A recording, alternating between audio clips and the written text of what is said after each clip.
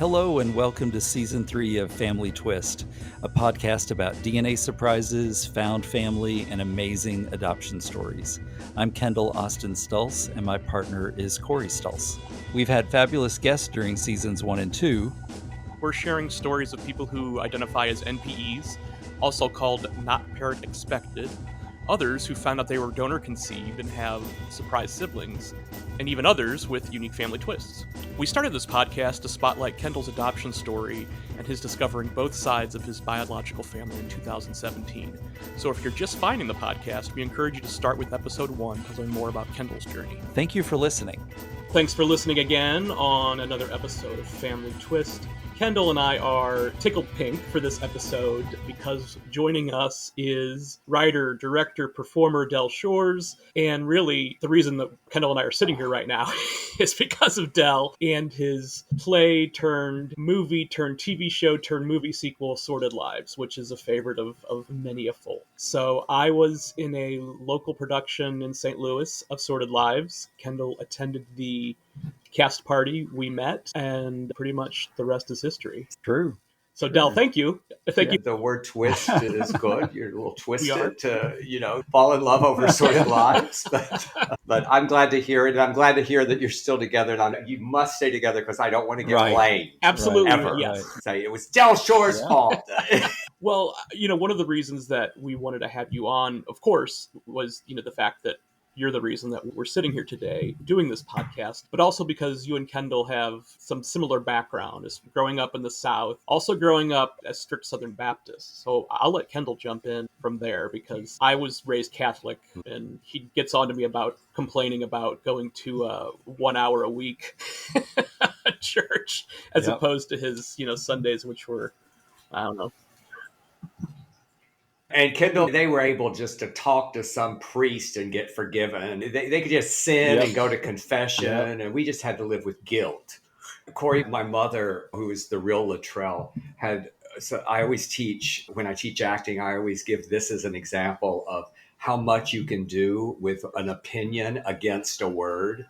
And my mother would always, she had a real problem with Catholics. We were so superior to Catholics. I don't know if that's the way you grew up, Kendall, but, they worshiped idols and, they weren't real Christians. And she would always go, oh, she's Catholic. That's the way, that's the opinion. Bless her heart.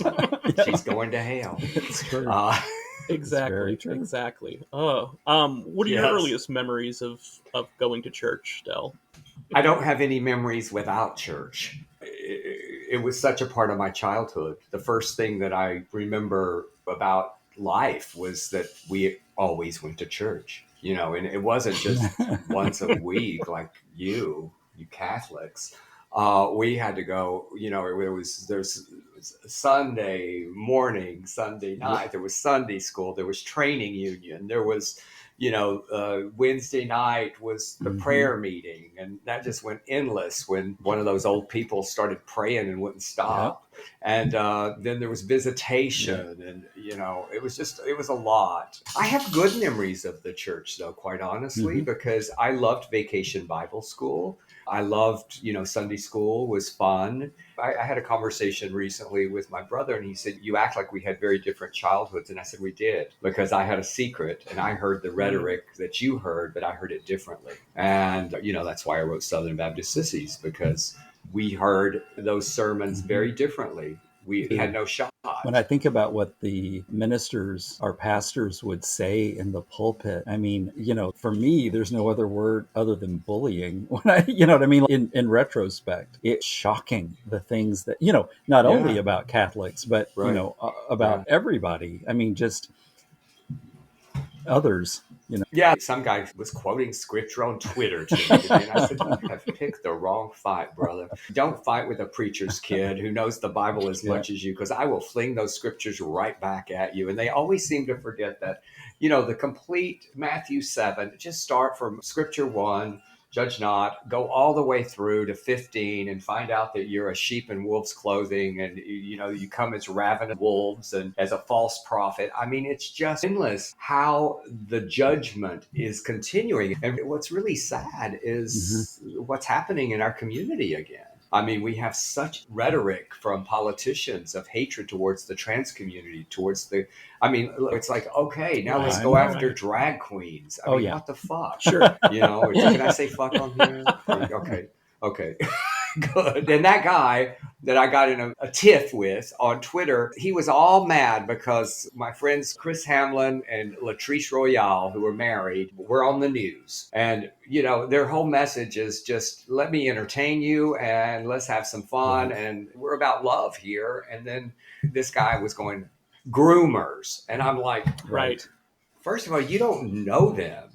Yeah. So anyway, it's useless information to them and it's useless to argue. Someone asked me recently, they go, why do you continue to argue with these people? And I go, because it's fun and I try to Right. entertain you when I do. I mean, Wow. so George Santos blocked me this week on Twitter. That's kind of fun, you know. I mean, Exactly. congratulations is what I have to say. Right. You know, it's like, and I think at some point people hope that we'll just be quiet, and it's like, well, we're not going to. And so, you know, No. that's important too, I think, because when I think about young people who need to see people our age and older kind of standing up to these idiots, that's what needs to happen. You Right. know? Yeah. And what's kind of Yeah. wonderful now also is that there's been such a surge of kids coming out younger and embracing who their authentic self is that we don't have to fight as hard because they are just right there. You know, they will smack. I mean, I don't mean smack in a violent way. I just mean with their words. And they have that ability now.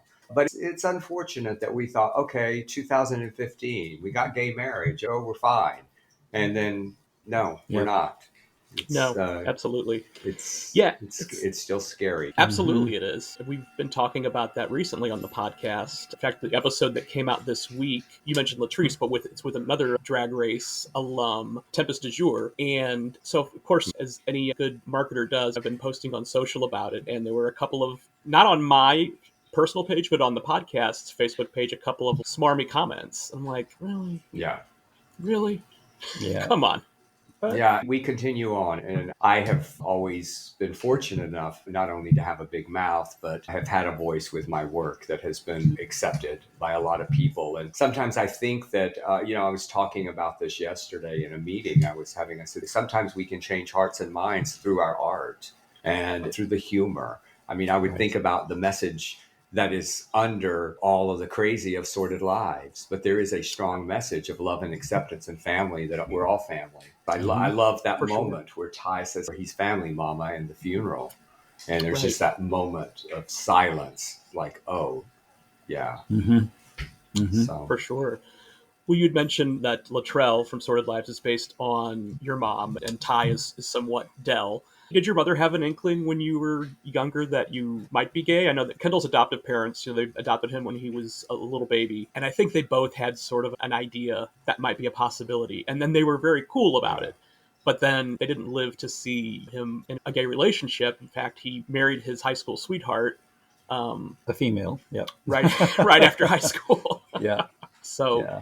anyway, sorry, back to the question. Did you think your mom had an inkling back when you were in yeah, school? I know she did because, like you, I went a little further with it. I'm married. I have 2 daughters, and I don't regret all the damage that I had that got me to that, because I love my kids so much, and I have such a beautiful relationship with the girls. But when I did come out, the girls were 2 and 5 when I came out, and when Kelly and I, my ex-wife, and we're still friends. You know, I have a crazy life. Dr. Even Wardell are my ex-in-laws.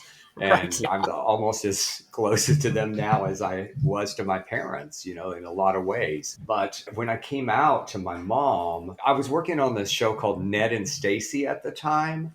I don't know if y'all remember that, but it was Thomas Hayden Church and Deborah Messing. And I was around the writer's table one day, and I had been reading, it was Coming Out Day, which is October the 11th. And there was a big ad in Variety about Coming Out Day, and he played Bulldog on Frasier. Why am I going up on his name? Because Dan, isn't it Dan? Anyway, he had written a quote in this ad that said, if you are doing a job in Hollywood and closeted, you're basically saying to yourself and others that you cannot do your job and be gay. Now, I'd already come out to my immediate family, my ex-wife and my in-laws, but I hadn't come out to my parents. I hadn't come out to anybody in the Dan Butler in the writer's room. That's the way I write. Go, Dan Butler. It just hit me. So I digested that, and then there were always like some comments that were borderline, maybe more than borderline homophobic around that table in the sitcom world. And someone said something, and I said, "Me too," because he was talking about somebody that he knew whose husband had come out as gay, and I said, "That's why my marriage was also over." And he goes, "What?" And I go, "Yeah." So most of the writers suddenly had to take a phone call. And I was just left there, and I thought, okay. And we talked heart to heart because he had said some things that now he were echoing in his mind, and he loved me as a human, and so it was tough. Anyway, so I thought I need to come out to my parents. It's time. I talked to my therapist about it, and she said, start coming out to people one by one who will be okay with it. And so the first person I called was Leslie Jordan, and he just screamed, "Oh my God, we're going to have so much fun." And so I knew he would celebrate, Yeah. So it was October 11th, and my parents' anniversary is October the 18th. And I was like, oh, I was going to write a letter. I was going to be like chicken shit, just going to write a letter. And then I thought, oh, goodness, I don't know. I'm scared to mail it because the mail's slow sometimes. What if it arrives on their anniversary? That would be the worst anniversary gift. You don't give a gay son for a 40th anniversary. So I mailed it on their anniversary because I thought that then I'll be safe.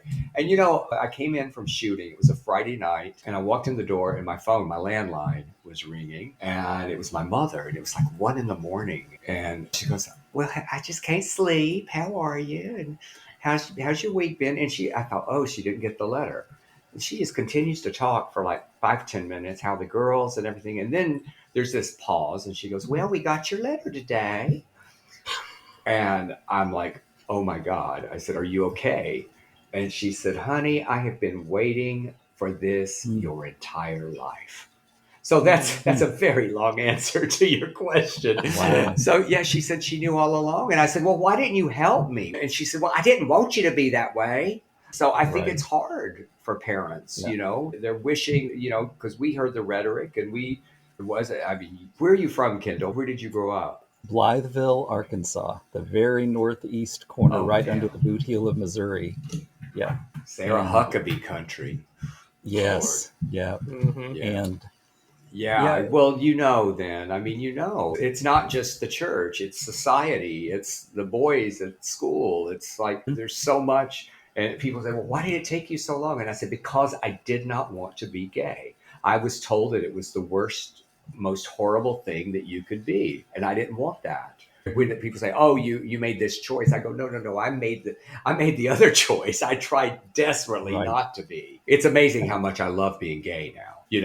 After you finally start loving yourself for who you are. It's true. And, I think back about my adoptive parents. My mother died when I was 10. So she and I had talked about the gay thing a little bit before she passed. But so most of my conversations were with my adoptive dad. And, think about the timing. I started talking to him about that when I was 11, 12.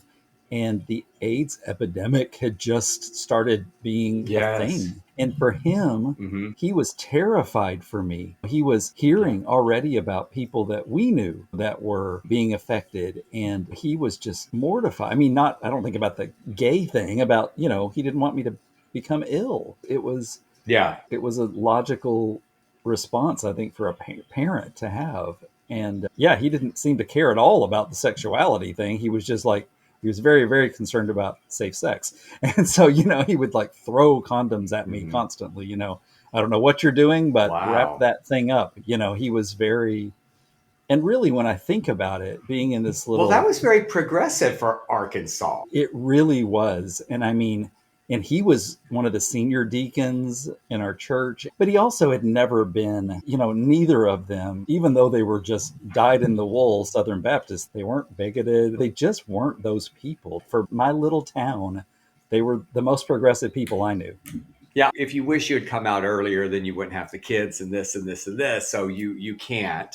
But Right. I do wish that I'd known that my mom would have been so supportive. It would have been a very Hmm. different thing for me because she was my first ally. I talk about this sometimes in shows where it feels like a lot of Southern parents and a lot of religious or fundamentalists, they do research against us. So they go and find 6 scriptures, mostly in the Old Testament. They've got that one over there in Corinthians, I think, Hmm. about the Hmm. effeminate, which, if Right. they go back and do the research, it's the temple whores, it was the Right. temple prostitutes.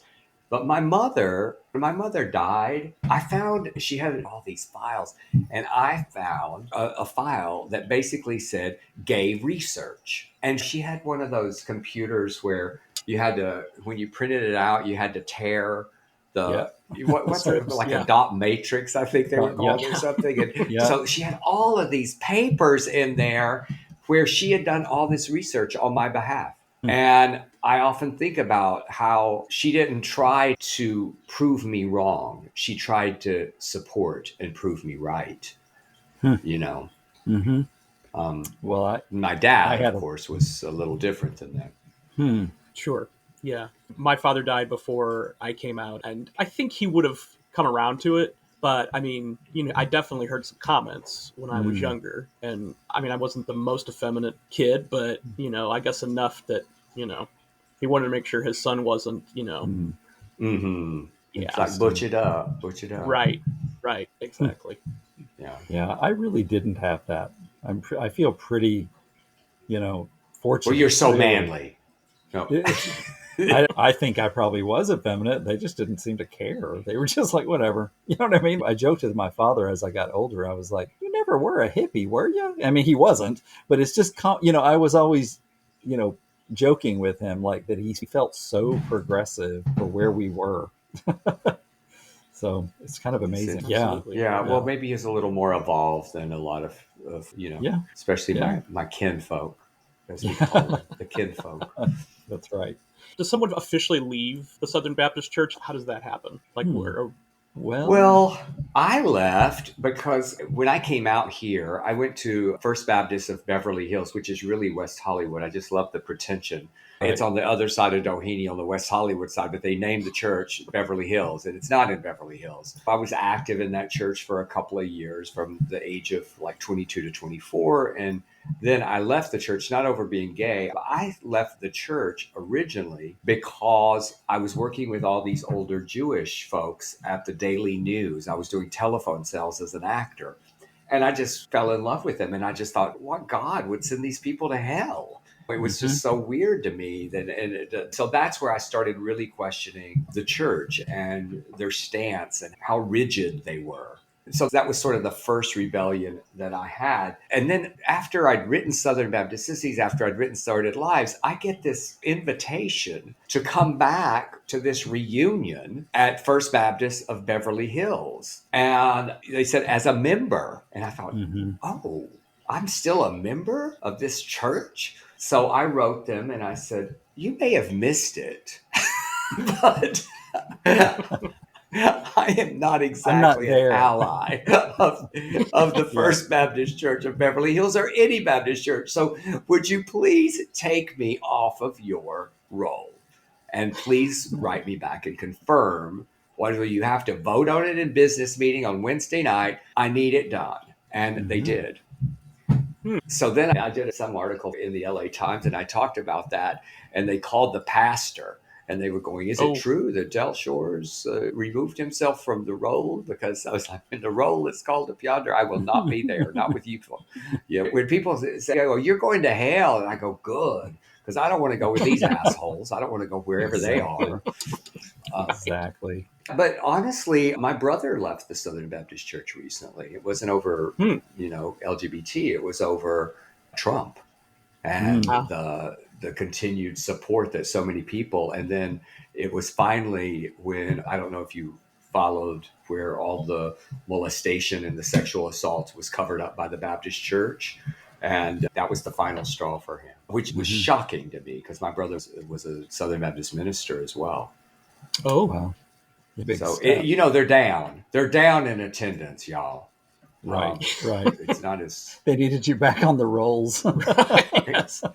they're They're trying to they artificially were keep those reaching. numbers up. Right. Yes, Yeah. yes. Well, it's a good question though, Corey, because usually it's called transferring your letter is what it's called in the Southern Baptist Church, where if you move churches, for the new Yes, church to that's right. accept you, you have to quote transfer your letter.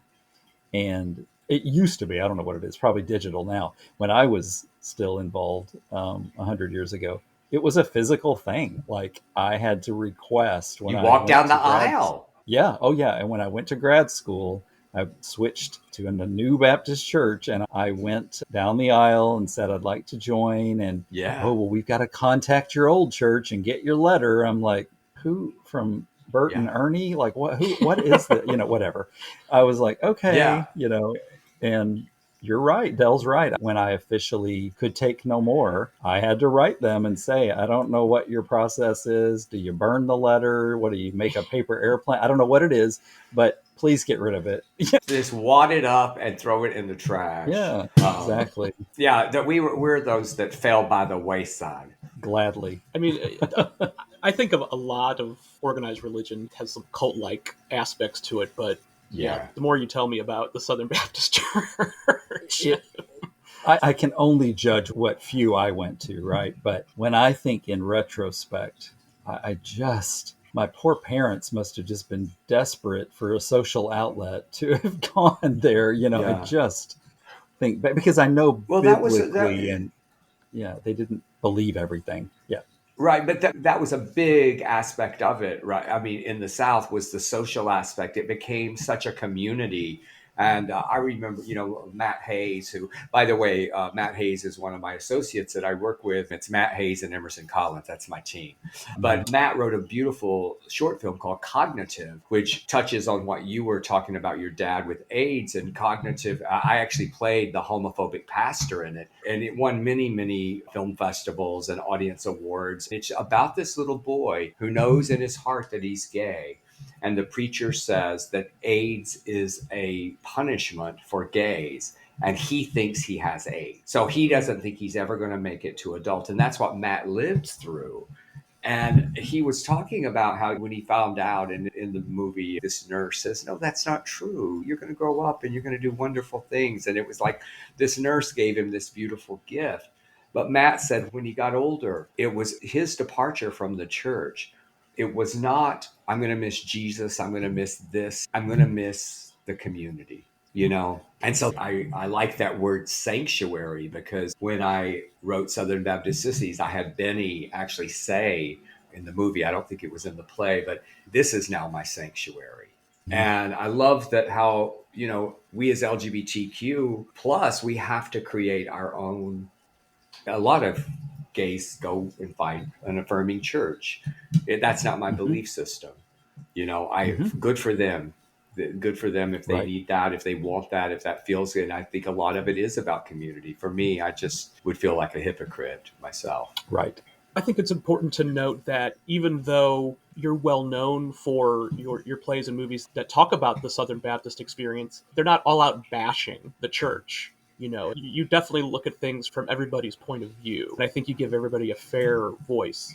I try, I teach writing now, and I was talking about how, as writers, if we can write with no judgment to the characters, because if you start judging the characters, you start hearing the writer's voice. I mean, you hear the preaching that's outside of the character. So when I create a character like the pastor in Southern Baptist Sissies or TJ in Southern Baptist Sissies, I have to not judge them. I have to believe, as the creator of them, that they believe the truth that they are spewing, so to speak, that is their truth. And I never wanted, my dad was a wonderful man. My dad was a beautiful human being and a kind-hearted person. And I never wanted, when I wrote the pastor at Southern Baptist Sissies, I wanted him to be a good pastor. But then I wanted him to stand in that pulpit and say those vile words that we hear. And they are embedded in us, creating the damage. I want to touch on something you mentioned a little bit earlier. You're very close with your former in-laws, Newell and Rosemary. But was that always the case? Was there a little bit of drama when you and your wife got divorced? No, there wasn't. At all with them. They were amazing. And Rosemary had already created Evelita on stage, and Daddy's Dyin, Who's Got the Will, the way I met Newell and Rosemary. And I'd seen them in a play called That Other Woman's Child. And when I wrote my first play, Cheatin, I thought, oh, that guy, that he would be great for the narrator. And so that was Newell. So when I came out to them, Newell said, just take care of this family and always love your kids. And I said, that's not going to be a problem. And so I kept that promise to him. You know, it's not always been amazing with my ex, but we're in a really good place now. I consider her a friend, and she's the mother of my kids. It's all, so now it's all good. Yeah. That's great. That's great. Yeah, I have a really good relationship with my ex-wife. Now, granted, we didn't have any children together, but we are from that very same small town. And so, you know, when I think about all the opportunities she and her family had to bash me, they never took them. They really never took those opportunities. They were very kind, as understanding probably as they could have been. And that means so much to me. You know, not because I hang out in my hometown, but, you know, it's just nice to have your sort of reputation maintained, you know? Right. So how long were you married? we dated for 4 years and then we were married for 5. So we started dating the day before 10th grade and we got married between freshman and sophomore years in college. So we were idiots, but that's okay. Y'all were young. It was the week before I turned 19. Yeah. And when I got married. Oh, wow. And then then we divorced. So yeah, we separated between our first year and second year in grad school, but remained friends and friendly. And, you know, those first couple of years were hard, I think. But after that, she has been a really wonderful support. And she knows that I, you know, will always love her in a different way than we originally intended. Yeah. Now, did you come out to her? I mean, was the separation because of you being gay? Was that the reason? Or Yep. Yeah. Yep. Yeah, they even went to couples therapy to try and see what they could do. But at that point, I think Kendall was pretty darn sure he was gay. He walked in and that therapist said, I can't help you. Exactly. Exactly. Like, what are you paying me for? No, but it just, you know, it was one of those things where I, of course, never could have said these words when I was a teenager to anybody but my dad, apparently. But, you know, I would say things like, well, I think I'm bi, you know, at the very least. Yeah. But then because I was a good Southern Baptist and surrounded by all these people in my hometown, I never, ever at that point in my life thought I would ever come out. And, you know, our rights were very different back then, too. I mean, I didn't see a positive future for myself coming out. I didn't think that would happen. And so I kind of embraced, you know, what little, you know, heterosexuality I could find. And I don't that you could muster up. Exactly. I don't mean to belittle that at all because, you know, I adore no, my I'm just being silly. Yeah, no. I am too. But, you know, I loved my ex-wife as much as any teenager could love somebody else. And of course, as a teenager, you couldn't tell me anything anyway. So I was going to do things my way. And yeah, we were going against, even though her parents loved me and my stepmother loved her, they definitely didn't want us to get married, you know, at that crazy young age. But you couldn't tell us anything. You couldn't tell us. So yeah, well, and it was a Southern thing. I mean, so many people got married. I go back to my high school I haven't been back since my 40th reunion, but I remember going to my 40th reunion and somebody said they had a great grandchild, and it was like, I know, wow, I don't even have. They'd got married like at 18, right out of high school. Then their kid got married at 16, and I understand because I always say my family was so trashy that when my brother was born, he had 9 living grandparents, 9. And my mother was 19 when my brother was born. My grandmother was 35 and my great grandmother was 53. and then her parents were alive. So by the time I came around, there was 2 of them had gone. But I had 7 grandparents when I was born. They just That's all bizarre. married so young back Yeah. then. And it's Wow. amazing because most of them, I mean, well, some of my aunts had lots of marriages, but my mother and dad, they stayed married till my mom passed away. It was just a thing, you don't divorce. You just do not Mhm. divorce. Well, you mentioned grandparents. What kind of granddad are you going to be? I don't know. I would be a good one because I love kids, and I have some close friends in Dallas, Patrick and Kevin, and they have twins, and we adore each other. I adore those twins. They adore me, and I'm silly, and I'm a child at heart. My daughter, who is married, Caroline, I don't think she's that interested in having children. And Rebecca's not married yet. And I think she is interested in having children, but she's not married. So I don't know. We'll see. We'll see if it happens. But I wouldn't mind having a grandkid. And you can have a fun little play date and then give them back. That's right. That's how we feel about our nieces and nephews for sure. Yeah. Yeah. All right. Yeah. See ya. Yeah. It's been It's real. been good. Yep. Right. They're tired. Come get them. Kelly, you said something earlier that cracked me up inside. When you did the voices for your mother and Leslie Jordan, Leslie was way more effeminate than your mother's voice. I can do a pretty good Leslie imitation. You can. Yeah, Yes. because I've done him so many times in my shows. He always called me my real name, Delford. He would, Delford, have you seen, and I just fill in the blank, so-and-so on that commercial? My God, she's gotten big. Well, I miss him so much. he definitely warmed a lot of spirits during the pandemic. He was one of the heroes of the pandemic, as far as I'm concerned, with his social posts and stuff. And I think so many people discovered him. We had someone just a few episodes ago that I don't even know how it came up. Oh, she wanted Leslie to play her father in the movie. She's writing a book about her life and her father after he came out of the closet. She said, "Oh, I would have loved Leslie to play my dad in a movie." Yeah. Her dad must have been very funny.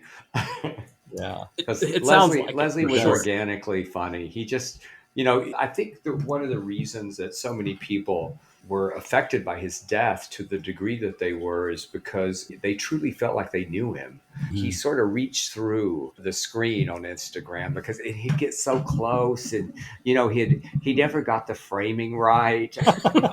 I told one day I was telling Emerson, I said Emerson, maybe we should go over and teach Leslie how to frame himself a little better. And Emerson goes, no, we don't want that. That people love that because he just was always like half a face. And, Yes. Oh. When you think about him, what memories pop into your head? Oh, there's a million. I mean, this house, I've got two of his couches and his lamp and his pictures. There's a million Leslie Jordan stories. I'll tell you one that this came to mind because he was the godfather of my oldest daughter, Rebecca. He claimed them both, but he really wasn't. And by godfather, we didn't really ask for spiritual guidance. We just wanted good gifts over the years. So, we thought, oh, Leslie will give them really good dolls. And we had chosen, because I was close to Patrika Darbo at the time, who did Daddy's Dying with me and created Nolita and Sordid Lives. And she was in my first play, Cheatin. And he called her P. He'd go, P, they chose us to be the godparents. What are we going to do? What are we supposed to do? I think it involves like church and shit. And Patrika said, well, we're just going to have to tell him I'm an atheist and you're a homosexual. And we'll do the best we can. Leslie loved telling that story. So, so we did the best we could. So, but his death was very, very hard on my children. He was such a good gunkle, as he said it. It was a lot. It was, I recently changed my estate, my trust, because I never imagined my life without Leslie to the degree that I had left him in charge of my intellectual property and my trust. So, and he was older than me, but not that much. He was only 22 or 23 months older than me. Was he always? He did. And, people always thought he was older, but he would have been 60. He would have turned 68 April the 29th. Well, one of your great gifts is certainly finding the right person for the role. Absolutely. He played many a great part, but, Brother Boy. That's the other thing that was so difficult for me is, that thought of never getting to write for him again was just, there was so much to our relationship, but he always heard those words just like he heard that rhythm, just like I heard it when I wrote it. Yesterday, I had a meeting about directing a movie. And I was saying, I'm not that good of a director. I'm just really good at casting. That's why I worked with Dale Dickey 19 times now. I've worked with so many great actors. And it is. It's just like I have so many times asked for something, saying, I want Rue McClanahan to be in my series, and Logo has no money to pay you. And I would often get what I really didn't deserve, and I've been fortunate to work with amazing, amazing people. Well, I think they were also fortunate to get to speak your words too. I mean, thank you. It's just, name after name is coming to mind, but Kendall, Beth Grant has a special place in his heart for sure. I don't really get starstruck very easily, but I remember when I met her, I was dumbfounded. I was just like, I'm supposed to be speaking now. I'm supposed to be saying. She was so kind and so, like, oh, honey, you're fine. I was like, no, I'm really not. Yeah. But thank you for telling me. Really Beth is really down to earth. I feel like that what happened with that body of actors that came into my world in one way or the other, we just became this kind of crazy family. And, some of my best friends, Ann Walker and Dale Dickey and the Alexanders, and Emerson Collins, I see them weekly, all of them. Wow. So, and the performances that you got out of Delta Burke, Olivia Newton-John, Beau Bridges, it just goes on and on. I just got an email from Beau yesterday. I invited him to something. I have a foundation now, the Del Shores Foundation. Check it out, delshoresfoundation.org. And what we do is we facilitate the opportunity for writers, Southern writers, LGBTQ writers, to create and enter a contest every year. And then there's a play winner, there's a screenplay writer winner, and a short film winner. And the prize for the play is that we have all these theater partners, and any theater that produces the world premiere, they get a grant of $10,000. The writer that won last year, Jigs Burgess, his play opens here in LA the 12th of August, and I'm directing it, and Emerson's starring in it. It was just one of these things that kind of happened where the director fell out because he's going to divinity school. I was going, what are the odds of that? Oh my. And so we're on strike, so I go, I'm available, and right, yeah, and it's a beautiful play. So circling back to Beau, he has another play that's in the Fringe Festival right now called Wounded, and it is Craig Taggart's in it. It's so good, and I just said it tomorrow night's the last night, and I just wrote everybody I know, you've got to see this play. It's only 55 minutes, and Beau was going, I can't, I'm out of town or something. Wow. Truly the nicest man I've ever worked with is Beau Bridges. Oh, that's awesome. That's awesome. Well, I will say that you've always been so wonderful to us. I met you just through interviewing you. I don't even remember what it was for, but then got to know you a little bit when you took Sordid Lives and Southern Baptist Sissies on tour across the country. And then we got to spend time with you in San Francisco during Pride Fest and Harvey's. That was fun. And you've just always been really, really great to us, and we appreciate that. Oh, well, thank you. Well, when I got the email, I go, oh, yes, let's reacquaint. So I'm glad to. Right, exactly. I'm glad y'all are doing well. And I'm glad you're together and happy. You look very happy, and good for you. Oh, thank you. We are. Thanks for having me, guys. Thank you so much for listening to Family Twist. We feature original music by Cosmic Afterthoughts. And Family Twist is presented by Savoir Faire Marketing Communications. Check out our website at familytwistpodcast.com for blog posts and all of our episodes.